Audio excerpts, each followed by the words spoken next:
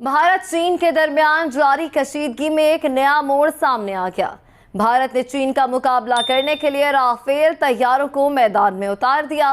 Rafale तैयारों से चीनी तंसीबात पर निशाने बांध दिए गए हैं। पाकिस्तान के लिए कोई थ्रेट हो सकता है और चाइना के लिए भी, क्योंकि जाहिर है इन दोनों को आपके यहाँ जो है एक नेगेटिव लाइट में देखा जाता है, चाइना को भी और पाकिस्तान को भी। सिर्फ एक बटन दबाने पर चीनी फौजी अड्डे और तंसीबात तबाह हो जाएगी। आज की तारीख में, और अगर आज से 10 साल पहले ऐसे नहीं था, तो आज की तारीख में India can be a deterrent and a creditable opponents oblique stabiliser in the region against China.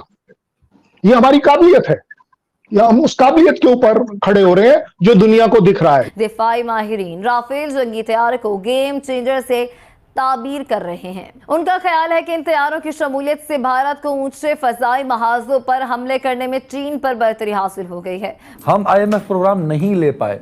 IMF programme क्यों जरूरी है आज भी, और उसका डिले किस कदर नुकसानदेह होगा पाकिस्तान के लिए। चीन का सूबा है यूनान, यहाँ पर एक मस्जिद है, तारीखी मस्जिद है, और इस मस्जिद के गुंबद और मीनार को शहीद कर दिया गया है, जिस पर मुस्लिम बरादरी में शदीद गम और गुस्से की लहर दौड़ गई है। माहिरीन का यह भी ख्याल है कि इस तैयारे में जो मिसाइल और बॉम्ब नस्ब हैं, उनके हदफ पर वार करने की गैर मामूली सलाहियत इससे मुनफरद बनाती है।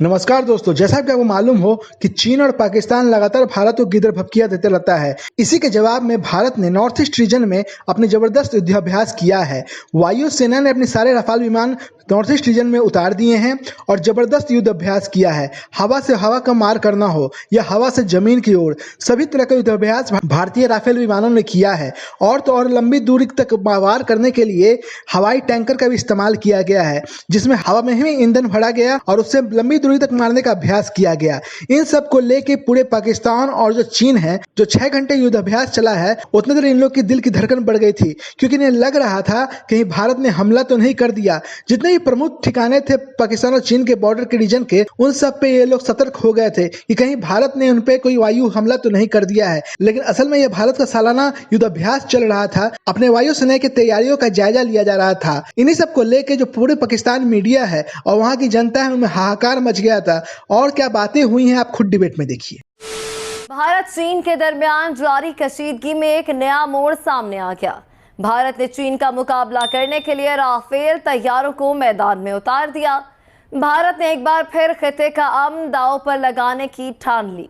राफेल तैयारों से चीनी तंसीबात पर निशाने बांध दिए गए हैं। दोनों मुल्कों के दरमियान कशीदगी उरूज पर है।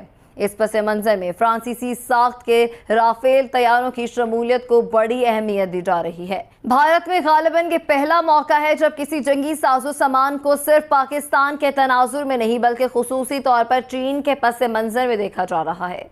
दिफाई माहिरीन राफेल जंगी तैयार को गेम चेंजर से ताबीर कर रहे हैं। उनका ख्याल है कि इन तैयारों की शमूलियत से भारत को ऊंचे फजाई महाजों पर हमले करने में चीन पर बढ़तरी हासिल हो गई है। माहिरीन का यह भी ख्याल है कि इस तैयारे में जो मिसाइल और बॉम्ब नस्ब हैं, उनके हदफ पर वार करने की गैर मामूली सलाहियत इससे मुनफरद बनाती है।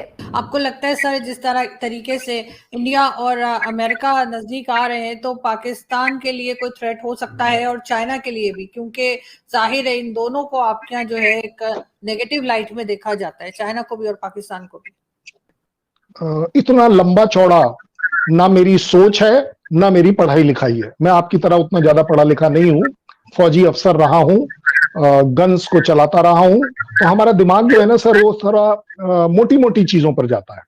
मुझे लगता है किसी भी कंट्री के किसी भी के साथ रिलेशंस जो होते हैं, वो उसकी अपनी लकीर ऊंची जाए उसके ऊपर होते हैं। मुझे नहीं लगता कि ऐसा होना चाहिए कि बिकॉज पाकिस्तान के साथ यूएस के रिलेशन डाउन होंगे इसलिए इंडिया के साथ अप होंगे। नहीं, ऐसा नहीं होना होता। एवरीबडी, मैं बिल्कुल एग्री करता हूं कि स्ट्रैटेजिक इंटरेस्ट अपने अपने हैं। मुझे लगता है भारत ने पिछले कुछ सालों में कुछ ऐसा किया जरूर होगा कि हमारी लकीर ऊंची कर रही है। हम एक मार्केट पूरे वर्ल्ड को दे पा रहे हैं, डेवलप कर पा रहे हैं, हम बढ़ चढ़कर दाएं बाएं ऊपर नीचे सब जगह मदद दे पा रहे हैं। हमारा से है, हम एक इकॉनमी वो वाली लेकर चल रहे हैं जो कि सबको बढ़ती हुई नजर आ रही है। मैं अगर खुद बोलूं हमारी बढ़ेगी तो शायद आपको बुरा लग जाए, लेकिन लोगों को लिख रहा है, तभी आप देख रहे हैं कि उस तरीके की बॉनहोमी हो रही है। क्योंकि अगर रिलेशंस इंडिया के साथ at the cost of Pakistan हो रहे हैं, तो सर जब पाकिस्तान के साथ यूएस था तो चाइना कैसे साथ चला रखा था उसने? भाई मोटे मोटे तौर पर अगर चाइना को ऑफसेट करने के लिए तो उसने पाकिस्तान नहीं चलाया था। आई एम वेरी श्योर कि आज की तारीख में, और अगर आज से 10 साल पहले ऐसे नहीं था, तो आज की तारीख में यूएस रियलाइज करता है कि India can be a deterrent and a creditable opponents oblique stabiliser in the region against China.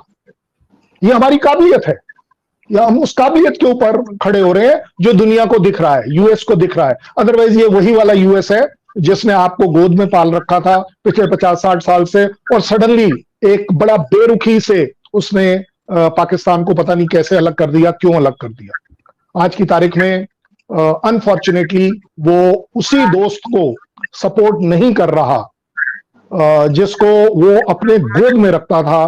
करोड़ों करोड़ों अरबों खरबों डॉलर्स वो पाकिस्तान को देता था, हर तरह की सहायता करता था। आज की तारीख में वो नहीं कर रहा है। मुझे लगता है पाकिस्तान को इससे सीख लेनी चाहिए। अपनी लकीर बड़ी करो, अपनी प्रॉस्पेरिटी बढ़ाओ, अपनी इकॉनमी बढ़ाओ, अपना इंफ्रास्ट्रक्चर बढ़ाओ।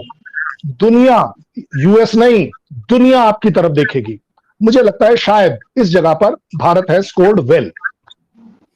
बिल्कुल ऐसा ही है, लेकिन सर फिर भी टेंशन कम होने के बजाय कहीं ना कहीं बढ़ती हुई नजर आती है।